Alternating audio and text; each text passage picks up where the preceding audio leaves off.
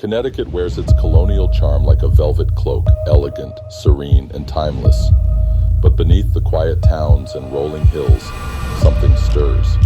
A legacy not written in history books, but etched in shadow. From the creaking floorboards of literary legends to inns where time refuses to let go. From windswept cemeteries to lighthouses that still blink for the dead. This land remembers. And tonight, it speaks. We're peeling back the veil on Connecticut's 5 most chilling haunts. This is Fusion Minute Mysteries, and I'm your guide through the fog, Michael E. Storme.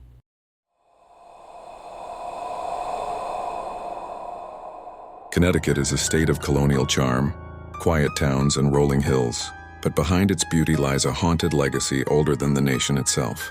From the home of America's greatest author to inns where history never checked out, to cemeteries and lighthouses where shadows wander still. This is a place where the past whispers loudly. Tonight we uncover Connecticut's 5 most terrifying haunts. Mark Twain House, Hartford. In Hartford stands the mansion where Samuel Clemens, better known as Mark Twain, lived and wrote his masterpieces. Twain adored the home, but tragedy struck when his daughter Susie died there in 1896. Staff and visitors now report footsteps on empty staircases, disembodied voices, and the unmistakable scent of cigar smoke in Twain's old billiard room. The Hartford Courant has documented these stories, noting that security guards sometimes refuse late shifts alone. Some believe Twain himself lingers, guarding the house where he created The Adventures of Huckleberry Finn. Others say it is Susie, forever tied to the halls where her life ended too soon. Captain Grant's Inn, Preston, built in 1754. Captain Grant's Inn has hosted soldiers, sailors, and travelers for nearly 3 centuries. Today it is better known for its spectral guests. The most haunted room, Adelaide's room, has left visitors shaken. Bed sheets tugged at by unseen hands, full-bodied apparitions standing at the foot of the bed, and impressions of someone lying beside guests through the night. The Norwich Bulletin has published accounts of paranormal investigators who left convinced of its activity. With its colonial history and ties to the Revolutionary War, the inn feels like a gathering place not just for the living, but for every soul that passed through its doors. Our 3 Curtis House Inn, Woodbury. The Curtis House Inn, built in 1754, is Connecticut's oldest continuously operating inn, but its guests are not always flesh and blood.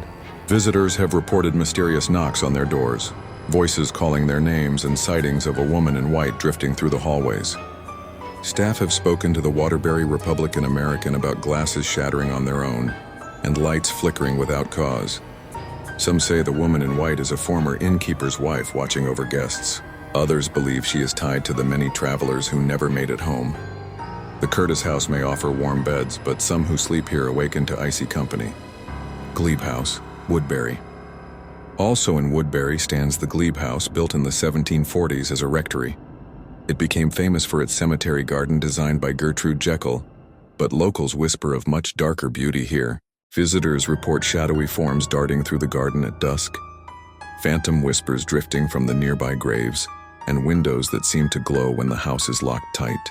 Paranormal groups covered in the New Haven Register claim to have captured ghostly figures on camera during overnight investigations. The Glebe House connects colonial piety with lingering unrest, a reminder that even in sacred places spirits walk among us. Lighthouse Inn, New London. Overlooking the sea in New London, the Lighthouse Inn began as a mansion in 1902, before becoming a luxury inn. It is here that guests speak of the bride in white, a spectral woman seen wandering the halls and gazing out toward the ocean. Legend says she was a young bride who died on her wedding day, falling down the inn's grand staircase. Visitors describe hearing her sobs at night, followed by sudden cold gusts of sea air rushing through closed rooms.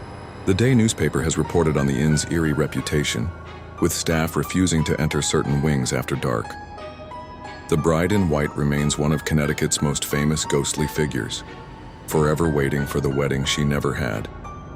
From Twain's beloved home to the haunted inns of Woodbury, from gardens of shadow to a bride who mourns by the sea, Connecticut proves that history is never silent.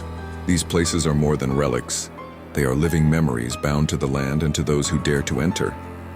If you walk Connecticut's quiet streets at night, listen closely. You may just hear footsteps from centuries past.